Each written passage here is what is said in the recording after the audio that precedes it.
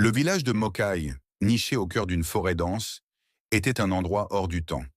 Ce village africain, peuplé de personnes de tous âges, était marqué par une croyance inébranlable en la sorcellerie. Ici, tout le monde était sorcier. De l'enfant à peine sevré à l'ancêtre plissé par le temps, chaque habitant du village possédait un lien avec des forces mystiques. Mokai était un endroit mystérieux, où les incantations résonnèrent dans l'air à la nuit tombée et où des ombres dansaient sous la lumière des feux de camp.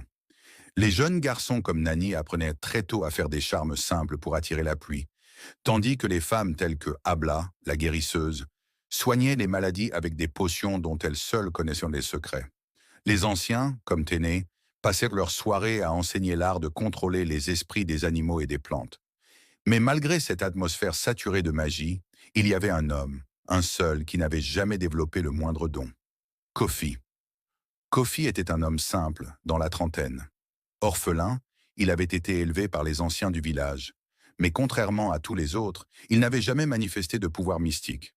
À mesure que les années passaient, sa différence devint évidente. Tandis que ses amis et voisins excellaient dans l'art de la sorcellerie, lui se distinguait par son incapacité totale à pratiquer la moindre forme de magie. Les villageois commencèrent à murmurer qu'il était maudit, né sans pouvoir dans un village de sorciers. Sa différence faisait de lui un paria. Malgré les regards et les jugements silencieux, Kofi continuait de vivre parmi eux. Il cultivait la terre, chassait pour nourrir les siens et participait aux activités du village. Cependant, il était constamment mis de côté et ce poids de l'exclusion devenait chaque jour plus lourd à porter. Un soir, alors qu'il travaillait seul au champ, il fut abordé par les anciens du village. Ils lui demandèrent de participer à une cérémonie de purification. En réalité, les anciens pensaient que Kofi était la source des récents malheurs du village.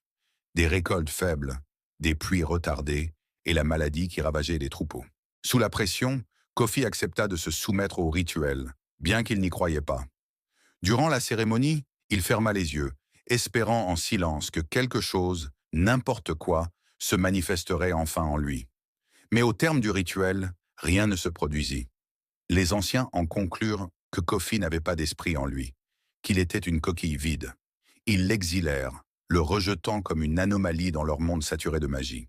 Kofi fut contraint de quitter le village. Pendant des jours, il erra dans la forêt dense, seul, se nourrissant des baies et des racines qu'il pouvait trouver. Il pensait qu'il allait mourir, loin de tout ce qu'il avait connu. Pourtant, au fur et à mesure qu'il s'éloignait du village et que les jours passaient, Kofi commença à ressentir une étrange sensation de paix. Il réalisait que, bien qu'il n'ait aucun pouvoir magique, il n'était pas aussi faible qu'il le croyait. Une nuit, alors qu'il s'abritait sous un arbre, il entendit un bruit. Une jeune fille du village, Nani, était perdue dans la forêt, effrayée par une bête sauvage qui rôdait autour d'elle. Kofi, sans hésiter, se précipita pour l'aider. Sans magie, armé uniquement de son courage et d'une simple lance, il fit face à la créature, une énorme panthère, et la repoussa. La bête finit par s'enfuir, laissant Kofi et Nani sains et saufs. Après avoir sauvé Nani, Kofi la ramena au village. Sa bravoure, sans l'aide de la magie, fit grand bruit parmi les villageois. Ils réalisèrent alors que Kofi, bien qu'il ne soit pas sorcier, possédait une force intérieure rare, une résilience et un courage qui valaient bien plus que tous leurs sortilèges. Il fut accueilli en héros, et les anciens comprirent que la véritable puissance ne réside pas toujours dans les dons mystiques, mais parfois dans le cœur et l'âme.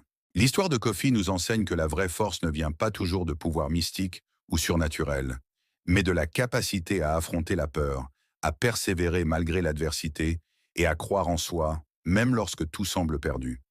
Parfois, le plus grand pouvoir que nous pouvons avoir est celui qui réside dans notre cœur, notre courage et notre détermination à faire ce qui est